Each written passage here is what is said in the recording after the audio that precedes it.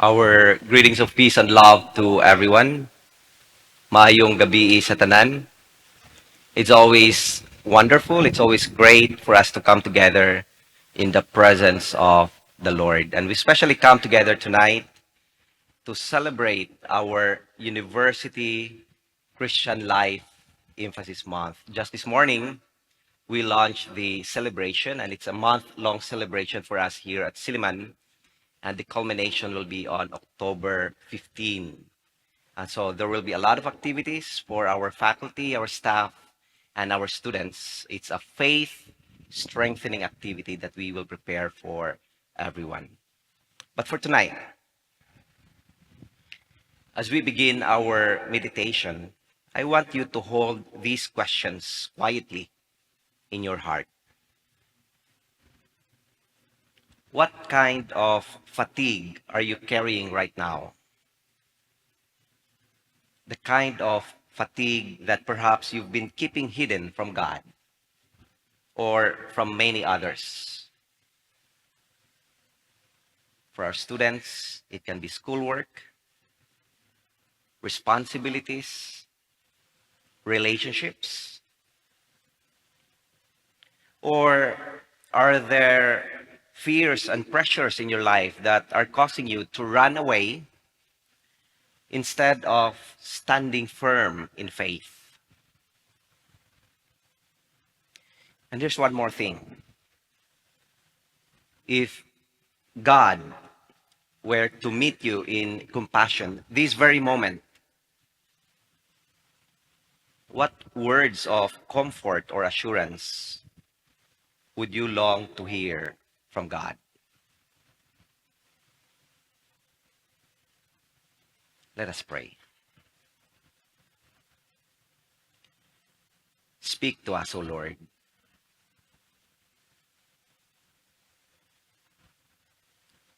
Make all of us ready to listen to your word and allow us to grow in faith. Amen. You know, life can be very heavy. Dili sayon ang kinabuhi. There are seasons in life when we feel so exhausted. There are times when we are discouraged or we are so afraid that we want to give up. A lot of burdens in life can actually drain our energy. It can cloud our vision and make us feel at times that we are walking alone. And many times, we put on a brave face for others. But deep inside, we are actually ready to collapse. And you know, this is exactly what happened to the prophet Elijah in the story we found on 1 Kings 19. But only a chapter before that, a chapter earlier, Elijah stood boldly on Mount Carmel and witnessed one of the greatest displays of God's power in the Old Testament. In chapter 18, we hear of a story of a fire falling from heaven, proving that the Lord alone is God. And the prophets of Baal were defeated by Elijah. It was actually a moment of triumph, of victory, of vindication. But you know, right after that, and it's actually our story today, in chapter 19, that mountaintop experience of Elijah, he himself plummeted into the valley of despair. According to our story, Queen Jezebel threatened Elijah's life. And so in the story, it was mentioned that fear gripped Elijah's heart. The prophet who once stood fearlessly against hundreds of enemies now runs for his life into the wilderness. And there, under the broom tree, Elijah prays the most human of prayers. Elijah said, "It is enough now, O Lord. Take away my life." You know, if we are going to translate that in Cebuano, Elijah was telling the Lord, "Lord, sakto na. Patya na lang po." Obviously, Elijah was tired. He was afraid. He was hopeless. And he feels that his mission has failed and his strength is gone. And for him, there is no more reason to continue. Thus the prayer, "It is enough now, O Lord. Take away my life." And yet, what we see in this passage is not about God being angry to Elijah. But we come to know of a God who cares. In Elijah's moment of collapse, God meets him with compassion. And you know, my friends, this story reminds us that even in our lowest moments, in the lowest point of life, God's care is real. God's care is near, and God's care is so personal for all of us. I want us to notice here how God responds to Elijah's despair. You know, God did not scold him. God does not shame Elijah for his lack of faith. Instead, according to our story, God sends an angel with food and water. Accordingly, the angel touches Elijah twice and says, "Get up and eat." And here we realize that actually, God knows that Elijah's exhaustion is not only spiritual, but it was also very physical.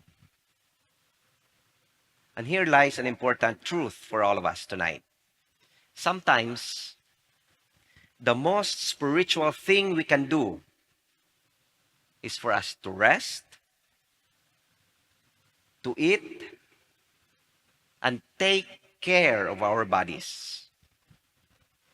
You know, our spiritual and physical needs are actually deeply connected. Haven't you noticed that when we are sleep deprived, whenever we are hungry, or whenever we are burned out, it feels like our spirit is also crushing. And God knows this. And I believe that God cares for both. And this is a beautiful reminder for all of us. Here we realize that God can actually see our human limitations. God knows whenever we are weary. God knows whenever we are running empty. And just as God cared for Elijah's body, God cared for ours too. God provides strength for today, not removing our struggles actually. But in that care, God is willing to give us nourishment and renewal, the one we need to keep going in our journey. And here we realize that God is not distant in our struggles. You know, a lot of times we feel nga nag-inusara rata. But no, in our struggles, God will be there to meet us. Then, in our story, after Elijah is strengthened by food and rest, he journeyed to Mount Horeb. But still, Elijah's heart was so unsettled. At Mount Horeb, Elijah hides in a cave, and he was so unsure of what God is doing in his life and to his nation. Then, according to our text, God told Elijah to stand on the mountain, for God is about to pass by. What happened next was so remarkable. Elijah witnessed a very powerful wind, then an earthquake, fire. But according to our scripture, the Lord was not in them. After these dramatic displays, Elijah hears a gentle whisper. And in that stillness, Elijah senses God's presence. And I believe that this is one of the most beautiful truths in the scripture. God is not always revealed in the dramatic or spectacular events.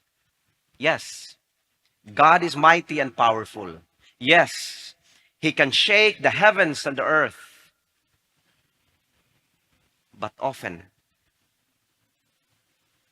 God's care comes quietly. In a soft word, in the stillness of our prayers, in the calm presence of the Holy Spirit. In that still, small voice, we can actually hear God. But then again, in our story, Elijah still feels isolated. And he told God actually, saying, I am the only one left in Israel. And now they are trying to kill me too. You know, loneliness deepens his despair. He believes that Elijah is carrying the burden all by himself.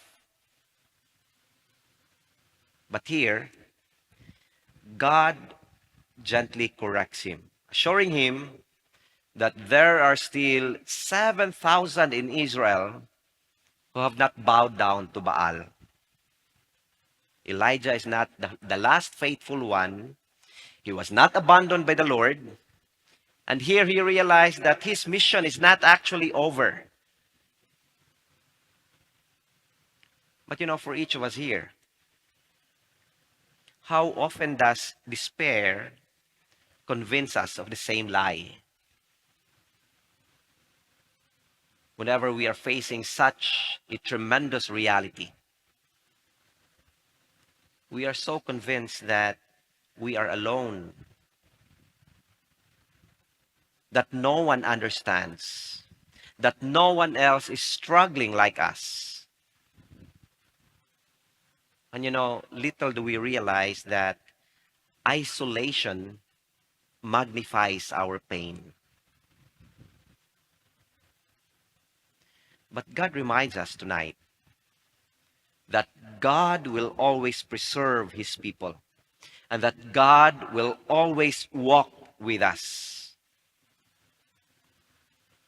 Even at times when we feel unseen, God knows us. Even when we feel abandoned, God surrounds us with a faithful community. And you know, the community that we have, the people around you tonight, They are God's gift of care. And the thing is that God's Holy Spirit is drawing us into this kind of fellowship so that we realize and we feel that we never have to carry our burden alone.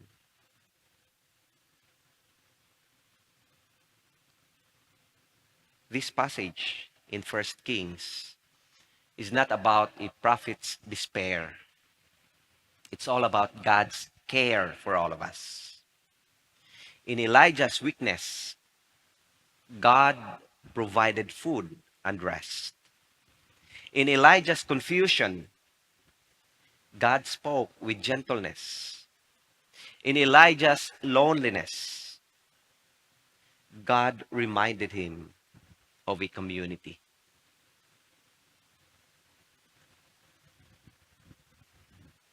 So what does this mean for us tonight? It means that whenever we are weary,